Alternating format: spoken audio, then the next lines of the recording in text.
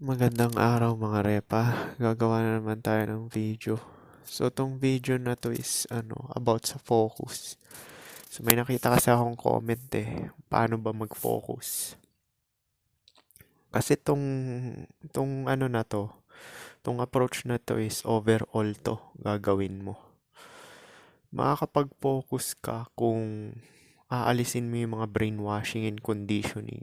Ibig sabihin, huwag ka manonood ng mga TV, mga ganyan. Lahat ng mga makakadistract sa goal mo. Mahirap siya gawin, pero ang unang-una niyan is sa pagkain. Kasi hindi ka makakapag-focus talaga kung yung pagkain mo is puro process. Kasi puro nanotech yan, heavy metals yan. So parang namumuong microchip yan, tapos mamumuo yung microchip or heavy metal sa utak mo, tapos sisendan ka ng mga subliminals through frequency na manggagaling sa kable ng kuryente. Yun yung tinatawag natin thought suggestions. Yung mga naiisip mo. Pati yung mga, alam mo yung mga taong nagsusuicide, nakakarinig daw sila ng boses. Yun yun eh. Yun yung technology na sinasabi ko sa inyo. Voice to skull. So may technology na ganyan na lahat ng mga tao talaga connected. Pati ako connected talaga dun sa AI quantum computer. Pero yun nga, yung mga hangin contaminated na yan, tubig contaminated, pati yung kinakain natin. So para maiwasan mo yan is kakain ka lang talaga ng meat products tsaka unprocessed food. So kasi kung ano yung kinain mo, yun din yung output na ilalabas mo, 'di ba? Na energy. Siyempre kung crap yung kinain mo, puro process, tatamarin ka talaga. Kasi loaded yan ng heavy metals eh. So yun yung una. Yan din yung kaya ako na-achieve yung mga gusto ko is dahil doon. Dahil since bata pa talaga ako, mapili talaga ako sa pagkain. Ayaw ko talaga ng mga processed food. So, base lang to sa experience ko pero mag-research pa rin kayo. Pero obvious na obvious talaga na malinis na pagkain is may effect talaga siya sa mental thinking tsaka sa katawan mo. Tapos, exercise. Hindi man ako nagte-training dati pero mahilig ako mag-crunches tsaka stretching. So, yun, para active ka ganyan. Maganda circulation ng katawan mo. Siyempre, pag maganda circulation ng katawan mo is makaka-focus ka rin talaga sa gusto mo. Tapos, pangatlo is mindset. So, sinabi ko na yun, alisin niyo yung mga brainwashing and conditioning. Huwag kayong makinig ng mga entertainment. Kahit yung mga movies, basketball, distraction yan eh. Wala naman talaga matutulong sa survival mo yan eh. Basta focus ka sa magpapasa sa yung talagang goal mo talaga, which is pumera dahil sa survival. Kung ano man yan, yung pag-ano. Meron kasi dati nauuso na sinasabi nila na sundin mo raw yung passion mo. Para sa akin, maganda pagsabayin mo eh.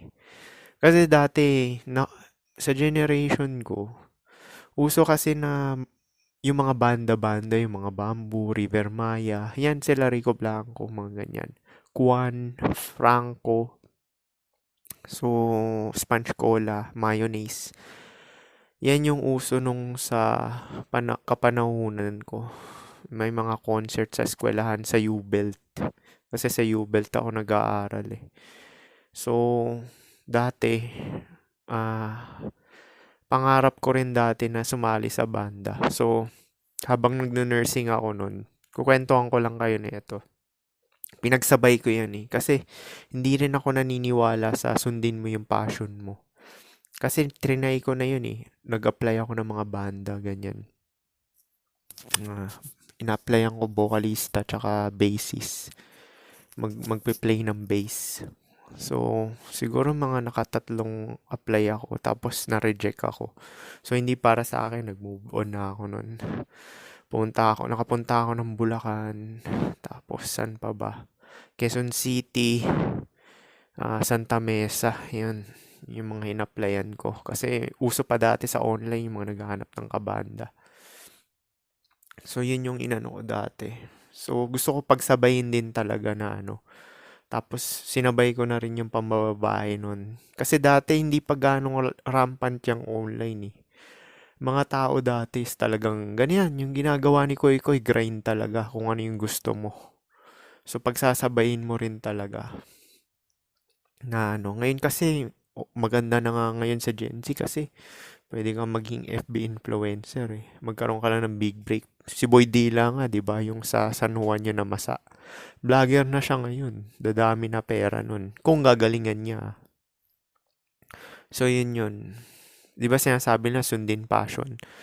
Oo, pwede naman yun. Kaso kukuha ng oras din yan. 10 taon bago ka makilala, 'di ba? 'Di ba si Bugoy, nag-rap yan ng underground, 10 years din. Ganon din si Makagago. Nursing yan si Makagago eh. Pumunta yan ng UK ata. UK o. Tapos habang nandun siya, nagtatrabaho sa UK is nagbablog na rin. Ang magandang approach is sabay talaga. Huwag kayo maniniwala sa mga FB influencer na hassle lang talaga yung Mag-ano pa rin kayo dun sa diploma na sinasabi ko or TESDA. Yan yung TESDA, di ba? Pagka wala kang budget na pang college, is maganda mag-TESDA ka na lang. Tsaka yung mag-iisip ka ng trabaho na in demand talaga in the near future at hindi mape-pace out. Tsaka kagaya ko nursing, kahit saan ako pumunta talaga, in demand talaga yan eh. Kasi maraming tao na tumatanda, nagkakasakit, mamamatay. So, kailangan talaga ng mga nurses talaga sa lipunan. So, hindi mape-pace out yan. Kahit pa may AI, hindi mape-pace out yan. Carpentry, ganun din, electrician. So, kung ano man yung passion mo, side hustle mo lang yan. Pagka nagka-big break, tsaka mo bibitawan yung sa akin kasi hindi naman ako nagka-big break sa side hustle ko eh. Actually, marami akong side hustle eh. Di ba dati, apply ako ng banda, ganyan. Pumalya, hindi naman talaga Tsaka parang ko lang yun, enjoyment lang din. Tapos, eto, yung pagbablog, gumawa rin ako dati ng mga about dyan sa spiritual awakening. Hindi rin, hanggang 500 lang din yung subscriber ko nun. Tapos, tinurn down pa ng YouTube. Kasi kasagsagan ng COVID yun eh. So, maganda talaga pagsabayin yung passion, tsaka yung isang side, yung talagang livelihood na matino. Tsaka yung may isipan mo na hindi mape-pace out talaga yung kailangan na kailangan. Construction worker, kung mag-abroad ka, malaki rin naman yan eh. Electrician, yung welder. Ano pa ba? HRM. Hindi man din siya, kaso maliit kita niyan pag nag-abroad ka eh. Police, yon. Gusto mo mag-listing ka sa Amerika. Kasi meron akong kakilala na gano'n eh. Nag-listing sa Amerika tapos naging army siya. Army sa US. So, yun. Pag naging veteran ka, 35 po siya, veteran ka na nun. Lifetime ka na makaka-receive ng pera nun. Hihiga ka na lang talaga, wala ka nang gagawin. Kaso, pahirapan din yung training sa Amerika. Mas mahirap kaysa Pilipinas. Dito naman, police. Police ang okay kasi medyo, hindi gaano mahirap yung test. PMA yung mahirap eh. Alam ko mahirap eh. Parang mala-UP yan. So, maganda talaga pagsabayan TESDA or diploma. Tapos yung side hustle na sinasabi ko. Ano pa ba? Para makapag-focus ka, isipin mo rin yung natatanda ka tsaka magkakasakit. So, gawin mo rin driving force yun. Tsaka walang permanente sa mundo. Lahat talaga dumadating at umaalis din talaga. Kahit yung karelasyon. So, sarili mo lang talaga yung aasahan mo. Which is, yan yung na-foresee ko dati nung 21 pa ako. Di ba kwento ko nga sa inyo? Bumagsak ako ng first board exam. Tapos, tangina, kinabukasan talaga, binuklat ko yung libro, nag-aaral ako ulit, inulit ko eh. Kasi sayang yung momentum eh, di ba? Isa pa pala yun, huwag kayong mag-quit agad. Kuwari may gusto talaga kayo, huwag kayong mag-quit. Sabi ko, tangina, tatimingan ko to. Siguro, pag nakailang test ako nito, hindi ko mapasa. Ibig sabihin, hindi talaga para sa akin. Pangalawang take, napasa ko na talaga eh. Tapos nag-masteral pa ako. Tapos pinasa ko pa yung midwifery na test. Isang take lang din. Although pasang awa, pero yun. Marami rin ako in-accomplish. Hanggang 25 ako nun. 25. Nakapag-masteral ako, tapos ko yung 25. So, ang dami ko na-accomplish nun. Take note, meron akong girlfriend nun ah. Buong 20s ko may girlfriend talaga ako. Never ako nabakante. Kahit pa hanggang 33. 20 hanggang 33. In a relationship ako nun. Never ako nabakante. So, yun yung ano nun. Tsaka may tumutulong din naman sa akin yung kuya ko eh. Na ano, nagpapayo na mag-masteral. So, nung masteral na lang ako naisipan ko ba bigla. So, yun yung isipin nyo na sabi ko, tangay na, pupwersahin ko to. Kasi, nung 21 pa lang ako, inisip ko na yun eh. Sabi ko, ano kaya magandang pagkakitaan? Wala talaga akong ano eh. Kahit yung business kasi nakita ko na yan sa nanay ko. Nagbi-business siya ng mga damit, buy and sell. Hindi nag-click. Nagbebenta kami ng saging. Basta mahirap lang din kami dati. Nagbebenta kami ng saging sa ano, Lako. So sabi ko, tapos nahinto na naman, may tapsilugan kami. Nahinto na naman, yung parang ganun. Mahirap talaga yung business. Madali lang siya sabihin ng mga iba. Kaya pinili ko yung panging-empleo na route eh. Pero ngayon kasi online na. Pero hindi talaga stable ang business. Mahirap talaga ang business. Ang naisip ko lang na stable na business is yung paupahan talaga kasi dumadami yung tao. Pero malaking puhunan yun. Dapat meron kang pamana na lupain tsaka bahay.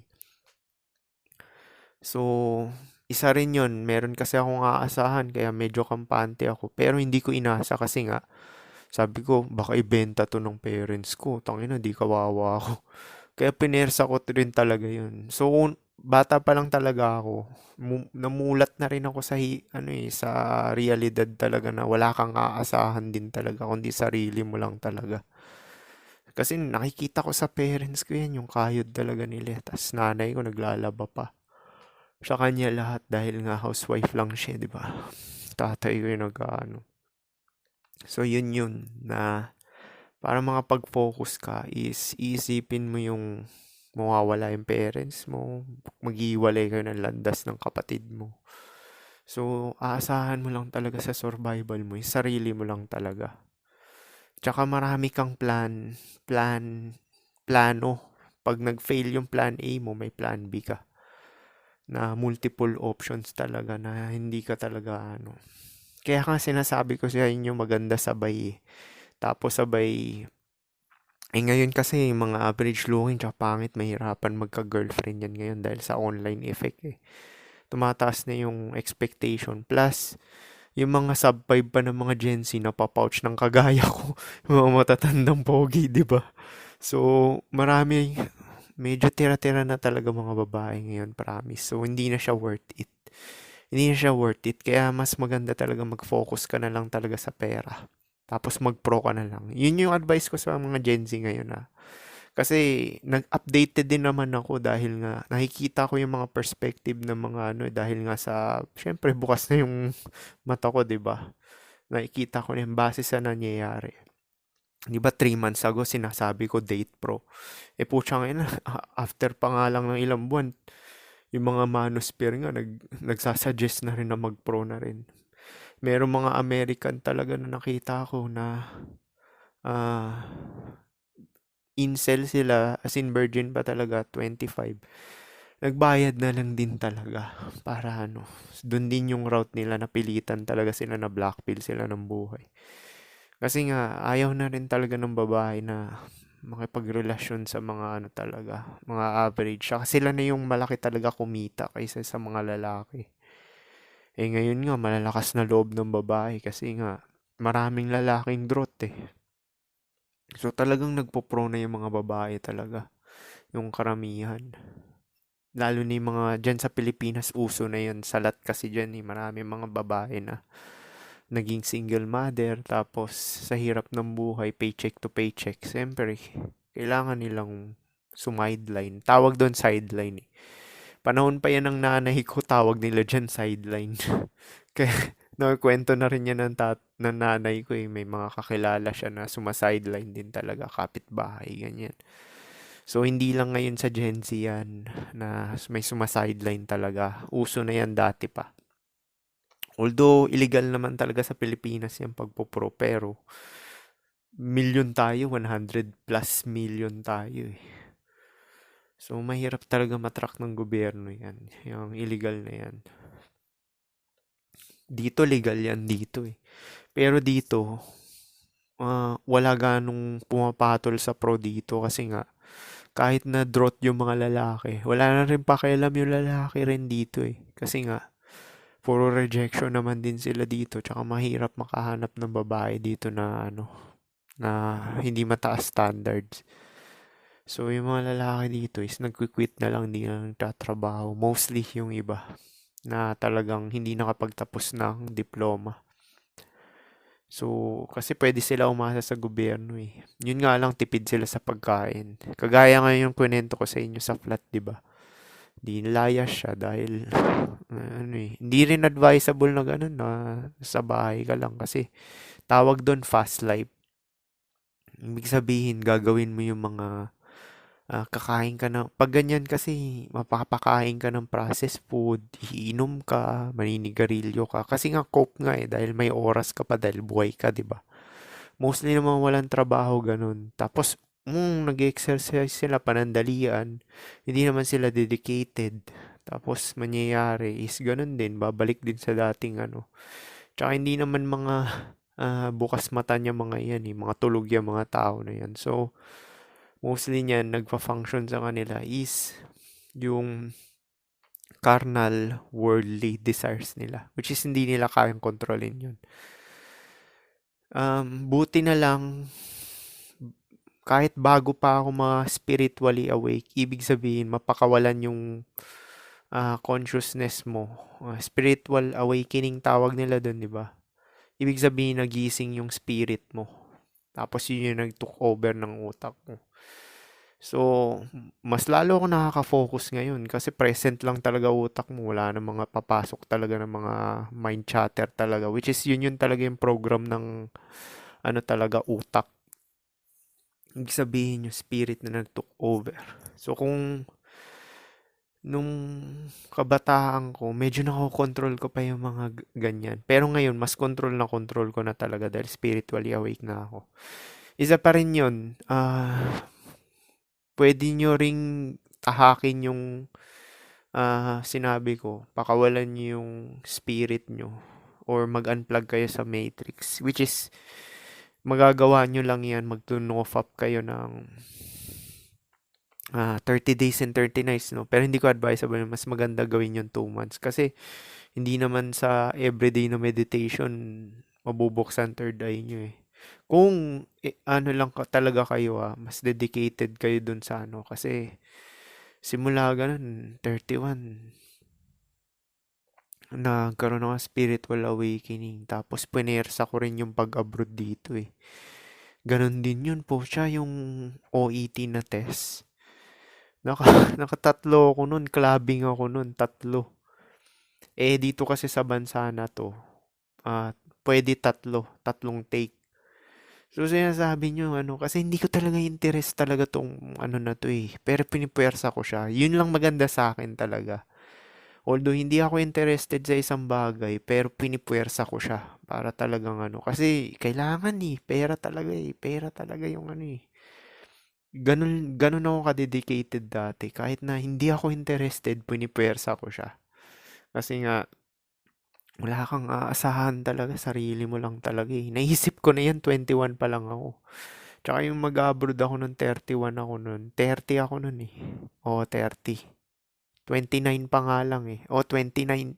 Nagte-test na ako nun eh. Nababagsak ko yung English test, di ba? Nakatatlo nga ako, di ba? So, sa span ng 1.5 year, nakatatlo ko. Papayag dito sa bansa na yun. So, yun.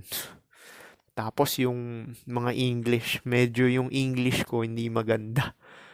Ginagawa ko, tangina, dun sa school na pinasukan ko dito. Kasi may 6 weeks na course yun dito eh. Tapos makukuha mo certificate mo, tapos pwede ka na mag-apply ng trabaho. So, ginamit ko yung mga tulog kong kapamilya, kapatid ko. sinisend niya sa akin yung ano, yung mga answer. Gumagawa siya ng paragraph, ini-edit niya yung test ko, tapos sinisend ko dun sa teacher ko. So, kung pagod na pagod din ako nun sa 6 weeks na yun. Kasi everyday yung pasok, tapos everyday kayo magsasend ng ano. So, wala, force play talaga to eh. Pupwersahin mo talaga kung may gusto ka talaga is talagang pupwersahin mo. Kasi wala talagang tutulong sa'yo, sarili mo lang talaga eh, promise. Marami kasing iba talaga na nawawalan sila ng gana sa buhay kasi nga parang kuwari hindi sila nakapag-aral or ano. Eh, anong gagawin mo eh? Buhay ka, buhay ka eh. Kung tumambay ka naman, past life gagawin mo, eh mapapabisyo ka kasi nga marami kang mahaba oras mo eh. Anong gagawin mo sa haba ng oras mo? Uupo-upo ka na lang dun sa gilid tapos iinom ka. Mostly kasi ng tambay, hindi active is may bisyo talaga yan. Kasi nga mahaba yung oras nila, napapabisyo sila. Kasi temptation yan eh, dahil buti sana kung kagaya ko yan, spiritually awake. Ibig sabihin, na-transcend na yung humanity, yung parang spirit na yung nag-take over. Malinis na yung utak mo niyan, clear na, tsaka yung puso mo. Wala na gaano mga ano yan, program ng consciousness. So, kung ganyan, tambay ka, mapapabisyo ka talaga niyan, promise.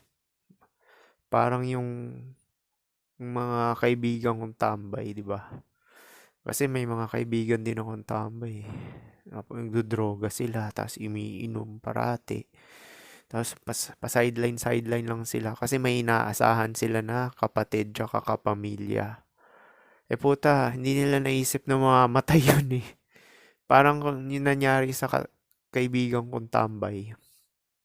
Sarap ng buhay niya. Eh, namatay yung parents niya. Tangina, binenta yung bahay. Di wala na siya.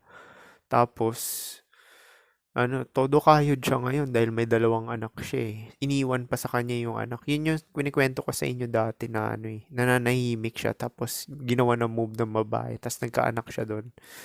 So, ano nangyari? Yun. Todo kayod siya ngayon dahil 2 anak niya lalaki. Lalaki pa. Na ano. So, mahirap talaga pagka hindi ka nag-iisip talaga ng ano eh, ng future eh, na ano eh. Kasi merong ibang mga fatalistic talaga na mag-isip na, tangina, mamamatay rin naman tayo. Oo nga. Ang tanong, ngayon ka ba mamamatay? Pwede kung ganyan ka mag-isip, mag-suicide ka na lang. Magpakamatay ka na lang kung ganyan ka mag-isip ngayon. Kasi nga, total yun yung iniisip mo, mamatay ka eh. Eh, hindi naman tayo ganun nakaprogram, di ba? Na lahat kung ganun lang kadali, puta, ako pa unang lilinya talaga na papakamatay na lang. Eh, hindi tayo ganun nakaprogram eh. Meron kasi mga tao talaga na ano, ganun, hindi talaga nila control yung desire nila talaga. Tsaka ano, hindi sila futuristic mag-isip. Na panandalian lang yung inaano nila eh. Yung lagi nilang iniisip. Kasi may inaasahan, may parents, tas may asawa na nagpapalamon. Eh, paano kung nawala yan? Eh, yun kasi yung prinsipyo ko simula bata pa lang eh. Kahit na may mga kaibigan ako, sabi ko, ay, ito, panandalian lang to. Which is, totoo naman talaga. Promise, totoo, bata pa lang talaga ako. Yun na talaga iniisip ko. Lahat dito, panandalian lang. Kaya talagang pinipuwersa ko talaga yung mga gusto ko talaga. Tsaka hindi ako ganong nagpo-focus sa ano, sa mga panandalian lang. Di ba nga focus ko nga yung ano, yung sarili ko lang, di ba? Tsaka yung kalayaan ko talaga yung yung spirit. Eh ngayon, di ba? Okay naman yung kita ko, tapos less pa yung trabaho ko. Mas maigi na yung ganun. Tapos pag balik ko sa Pilipinas, makaisip ako ng business. So, ganun na lang gagawin ko. Bahala na. Pero hindi ko na rin masyado inisip yung future. Pero yun nga, hindi ko naman din talaga iniisip. Pero yun nga yung mentality ko ng bata pa talaga na panandalian lang lahat. Tsaka wala kang aasahan. Kasi Promise, bata pa lang talaga ako. Yun na talaga yung isip ko na, tangina yung parents ko mamamatay din to. Kuya ko, baka mag-asawa to or ano. So, naisip ko na talaga yun dati. So, kaya, pinipuwersa ko talaga lahat ng ano, paraan para magkapera rin. Kahit papaano. Bebenta pa nga ako ng, ng Janoski dati. Pipila ako ng ano, sa mga skate shop. Bibili ako ng sapatos na Stefan Janoski kasi uso dati yun eh. Tsaka SB Dunk. Tapos nire-resell ko, pinapatungan ko ng 2,000. Pinapapila ko rin girlfriend ko nun. Tapos sabi yan, bebenta namin. Iba yung panahon ko talaga, kilos talaga, grind talaga yung mga tao. Na ano, ngayon din naman eh. Mas maganda lang talaga yung sa Gen Z ngayon kasi easy money ngayon eh dahil online eh. Ngayon nga uso yung ano eh, parang ukay-ukay, 'di ba? Bibili sila ng 10,000 tas isang bundle tas bebenta nila. Kaso parang nahinto ata sa Facebook 'yan eh, yung online selling. O parang nahinto 'yan sa Facebook. So ganun ginawa ko dati. Pero ngayon, babae ngayon may advantage na pwede rin mag-pro sila ngayon. Kasi yun nga lang, di pang long term din yun. Tsaka matamaan sila ng sakit, goodbye. Isa rin yun. Yung mga hindi long term mag-isip na babae, di ba? Magka-HIV lang sila, tangina. Ilan span years ka lang yan, 5 years lang, patay ka na. Or hepatitis B, hepatitis C, tangina, di dala mo yan habang buhay. Yun yung mga hindi naiisip, yung mga short term mag-isip eh, na ano. Tapos yung, mamamatay din naman tayo, inom na lang ako. Iinom na lang ako. So, yun yung ano nyo, isipin nyo yung katawan nyo na may limitasyon. Tapos, paano pa ba makafocus? Yan. Alisin nyo na yung mga distraction na wala namang kinalaman sa survival nyo. Di na rin ako nanonood ng mga palabas, kahit yung mga movies. Pero yung mga movies na pinapanood ko is may kinalaman kasi dito sa sinishare ko sa inyo. So, educational siya. Kaya pinapanood ko kagaya nung Havoc, ano pa ba yan, Fatal Attraction. Di ba yung mga shinare ko ni review? Pati nga anime. Alam mo, nanonood ako ng anime. Kala nyo, nanonood lang talaga ako for the sake ng entertainment. Biruin mo yung Samurai X. Dati pa yan. High school pa lang ako niyan. Pero tingnan mo, dala ko pa rin ngayon yung knowledge ng ano. Bawat kasi pinapanood ko is kinukuhanan ko siya ng aral kahit na ano. Kasi may mga subliminal talaga yan eh. Na about life din talaga. So, ganun kasi ako dati na hindi ko lang siya basta tinitingnan for entertainment. Kinukuhanan ko siya ng talagang educational purpose. Yun din pala, mag-seek kayo ng knowledge about health. Kasi unang-una yan, hindi ka makaka-focus talaga kung palyado talaga yung kinakain mo tsaka yung health mo. Kasi chain reaction yan eh. Katawan mo kasi kikilos, 'di ba? Tsaka mag-iisip. So, ang focus mo diyan pagkain talaga tsaka exercise. Yun ang uunahin mo talaga para maka-focus ka. Which is yun yung ano ko since high school ako. Hindi talaga ako kumakain ng process. Tayo patigasan tayo. Nainis pa nga nanay ko eh. Na ano kasi pinapakain ako ng mga crappy food. Sabi ko, ayoko niyan. Basta process talaga yun yung iniiwasan ko eh. So ano pa ba? Yun. Yun lang talaga yung ano, magagawa nyo para makafocus kayo. Isipin nyo lang na yung lahat dito panandalian.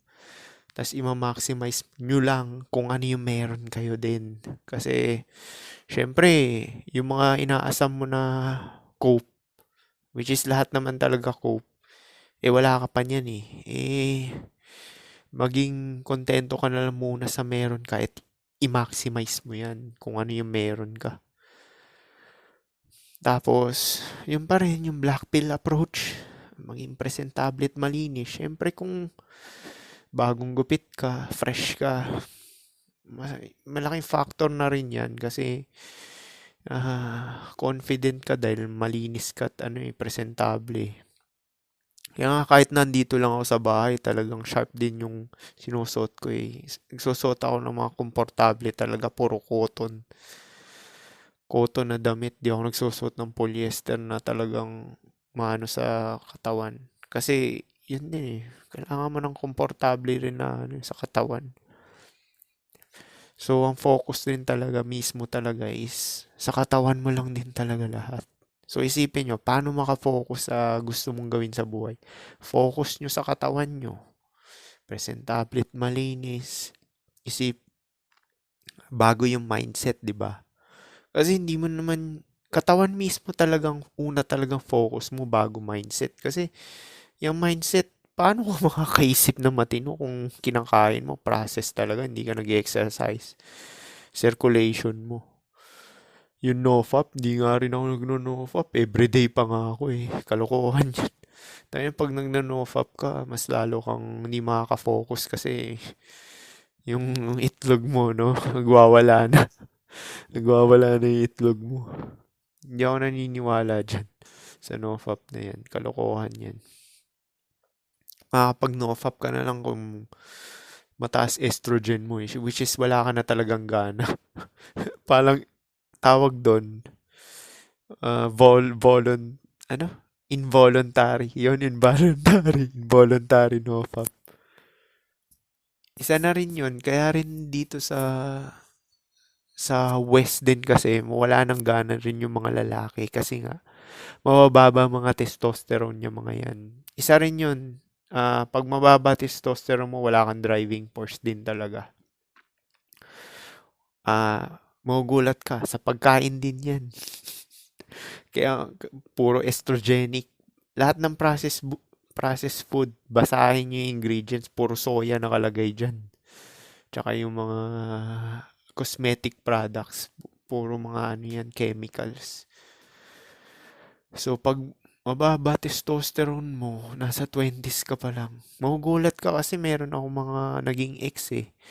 Kaidaran pa lang nila yung mga nakaka-SEX nila, pero hindi na tayong-tayo talaga. Tapos, mabilis lumambot daw yung edit, sabi nila. Which is sila nagsasabi sa akin nun, hindi ako nagyayabang sa inyo. Sila nagsasabi. So, alam ko na yun dahil sa pagkain yun. So, pag ganun, mataas estrogen ng lalaki na yun dahil sa pagkain. Eh, yung testosterone, pang pataas talaga yung driving force yan eh. Pampalaki ng muscle. Tapos, ma-achieve mo yung gusto mo. Kasi, ano ka niyan eh, aggressive ka niyan. Hindi ka lang naman aggressive sa SEX niyan, aggressive ka rin talaga sa goal mo. Kasi yung testosterone, driving force din talaga yan eh. Para ma-achieve yung ano eh. Bata pa lang talaga ako, mataas talaga sa testosterone ko eh. Kahit nga ngayon eh, na ano eh, nakaka-focus pa rin ako. Ako lang consistent kung friend nyo ako sa FB, which is hindi ko naman kayo gagawing friend. Uh, mag 1 year na ako nag-exercise din talaga, consistent talaga siya. Which is yun yung plano ko hanggang habang buhay na. Actually, high school pa lang din talaga nagka-crunches na ako, tsaka stretching.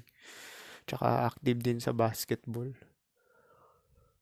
So, consistency lang talaga siya. Pero yun nga yung, ano nga, para makafocus ka is, yung kasi yung payo ni Bugoy, utak daw, utak. Pucha, hindi mo maano yung utak kung yung kinakain mo talaga, basura. Tapos, hindi ka presentable at malinis. Kasi, chain reaction yan eh. Magfo-focus ka dapat sa katawan mo mismo eh. Kasi, syempre may feedback yan sa ibang tao. Syempre kung hindi ka presentable at malinis, although average ka or pangit ka, hindi ka re-respetuhin ng ibang tao. So, pangit yung treatment sa'yo. So, pag pangit treatment sa'yo, mawawalan ka ng focus din. So, kaya ganun. Mabilis din ako magkaroon ng kaibigan eh. Kasi sila lumalapit sa akin eh. Although, yung mukha ko kasi, heteronormy naman ako. So, talagang expected naman yun dahil lalo na nung 20s ako. So, yun lang talaga eh. Focus ka sa katawan mo, sa kinakain. Tapos yung mindset. Tsaka kung interested ka, buksan yung third eye mo. Talagang mas makaka-focus ka dun talaga. Kasi, ano ka eh, iba talaga nagagawa nun eh. Parang kagaya nito, di ba? Biruin mo, consistent talaga ako naglalabas ng video everyday to. Magagawa ba yan ng ibang tao? Tapos 30 minutes pa. Meron pa nga ako isang oras eh, yung mga video live ko na ginagawa dati. Nagla-live pa ako, di ba? Hindi magagawa ng ano to, pangkaraniwang tao. Siyempre, isang factor na yun. Siyempre, pinalaya ko yung consciousness ko eh. Binuksan ko yung third eye ko nung 31 ako eh. Although, aksidente yun. Kasi nagsisik ako ng knowledge din eh. So, natuklasan ko nga yun. Yun, yung shinare ko sa inyo, yung embryonic breathing na meditation. Doon ko talaga nagawa talaga yung maximum potential. Once nagkaroon ka na spiritual awakening, pucha. Yung mindset mo talaga parang super genius mo niyan. Tapos super confident ka. Talagang confident ka. Kahit sabihin mong pangit ka, magiging confident ka kasi wala na yung mind chatter na ano eh. 'Di ba? Syempre pag blue pill yung mindset mo, maraming mga pumapasok sa utak mo niyan, yung mga negative, puro negative. Tapos kinakabahan ka pa. Wala na yan. Wala na talaga yan. Pag spiritually awake ka, wala na yan. Stillness na siya, zero. Zero. Yun yung pakiramdam sa utak tsaka sa puso, zero. 0 point. So, pag 0 point yan, para ka na talagang sa God, di ba? God state ka na eh. Siyempre, pag God state ka na, pucha. Yung law of attraction talaga. Sinabi na rin ni SQS yan eh. Yung law of attraction talaga, mabilis talaga ano eh. Mapupunta sa'yo eh. Kaya yun yung sinabi ko sa inyo dati na nakukuha ko naman yung mga gusto ko eh. Na ano eh. Tapos, minamaximize ko lang din kung ano yung meron ako. Isa pa pala yun. Isa rin yun, maximize nyo yun kung anong meron kayo. Tapos, pwede ka nga rin magpa-victim eh. Minsan nagpapa-victim din ako eh. Kasi ginagamit ko yung kuya ko eh. Para may matirahan ako dito. So, ginawa niya. Minsan ginagamit ko rin yung mga ibang tao eh. Na ano. Kasi nga, sa bagay magagamit ko talaga sila dahil sa looks ko eh. Meron akong ginamit na sabi ko, kailangan ko mag-move sa ibang plot. Ano, pwede bang ano mo ako? Tapos nire-reject yung card ko eh. So yun, drain up ako. Tapos dati talaga may mga tumutulong sa akin na ganyan. Sa bagay, expected naman yun dahil sa looks pa rin talaga yun eh. Pero yun nga, ganun na lang talaga gawin nyo. Maximize nyo kung anong meron kayo. Tapos, presentable at malinis. Malinis na pagkain. Doon nyo i-focus yung pera nyo sa pagkain talaga. Maayos. Tapos, dumbbell ka, exercise, stretching. Tapos yun, ang lastly, huwag ka masyadong ma-attach sa resulta. Ako wala akong pakialam sa resulta eh. Ginagawa ko lang talaga yung gusto kong gawin na ano. Huwag kayong ma-attach sa resulta. Ano na yun. Kasi by faith na yan eh. Which is mindset ko rin talaga yun dati. Kagaya ni Clorolo Lucifer. Naniniwala kasi siya sa faith. Ibig sabihin, sa present ngayon, gagawin mo lang talaga yung gusto mong gawin at magagawa mo, makokontrol mo. Tapos, in the end, hayaan mo na yung fate. Pag ganun yung mindset mo, bibigay talaga sa'yo. Kasi napansin nyo yun, kung gigil na gigil ka sa ano mo, although pinipersa ko dati, pero sabi ko, may strike din ako nun eh. Sabi ko, pagbagsak ako, pepersahin ko to. Hindi ko sisirain yung momentum. Te-take pa rin ako ng te-take hanggang 5. Or 10 pa, ganun. So, tinaningan ko kung ng ilang take, ganun. Pag wala na talaga dun, doon na ako mag-give up. Kasi ibig sabihin, by faith na yun eh. Which is mararamdaman mo rin naman talaga yun eh. Yung ano, by faith. Kasi meron talaga mga factor talaga na kahit anong try mo talaga, hindi mo talaga makukuha kasi nga Yung faith talaga ibig sabihin niligtas ka lang doon. Kagaya ng rejection, kuwari kayo, may gusto man kayo dyan, or nag-apply kayo ng trabaho, na-reject kayo. Ibig sabihin, yung rejection na yun, sa perception na lang yun, sa mindset din yun. Ibig sabihin, kaya ka na-reject is sinalba ka lang din para wag ka mapasama. Kasi, syempre, kung black pillar kayo, malamang may mga spirit kayo kagaya ko. So, kung may spirit kayo, yung spirit din yung tutulong din talaga sa'yo. Spiritual din talaga ako na tao, naniniwala ako sa ganyan na by faith. Na ano, yun din yung hinihiling ko dati. Kahit ngayon, iniisip ko, sabi ko, kaya ako nag-exercise kasi gusto kong kontrolin kung paano ako mamatay. Nag-exercise ako ngayon kasi ayoko mamatay ng mga cancer, yung mga pahirap, ganyan. Although tatanda ako kasi haba buhay mo niyan, pero kokontrolin ko kung paano ako mamatay. Ang pag-control ko niyan, gusto ko yung, kuwari, tumatay lang ako or natutulog, bigla ka na lang mamamatay, which is yun talaga yung bala ko. Kaya ako nag-exercise kasi nga, kokontrolin ko talaga kung paano ako mamatay. Pero na lang kung by faith pa rin, kuwari, binaril ako dyan, or ano, which is pabor yun kasi quick death yun. Pero yun nga, kokontrolin nyo lang din talaga yung ano makokontrol nyo. Mindset pa rin talaga yun eh. Pero yun nga, hindi nyo maiisip to. Mindset na ganito kung hindi nyo ayusin yung pagkain nyo tsaka katawan nyo mismo. So, paano? Yun lang. Black pill focus yan. Hindi yan masasabi ng ibang taong ano. Eh, yung iba sinasabi, grind, grind. Eh, anong grind nga? Grind ka ng grind. Puro mga sinasabi mo, focus, focus. Hindi naman overall yung mga sinasabi mo. Etong sinasabi ko sa inyo, blueprint to. Na ano, blueprint talaga to. Actually, gawin nyo na to ngayon eh. Tingnan natin kung hindi nyo magawa yung mga gusto nyong gagawin. E-effect yan. Gagaranti ko pa, pupusta ko pa yung spirito ko sa inyo. Sige, paano? Yun lang. Peace.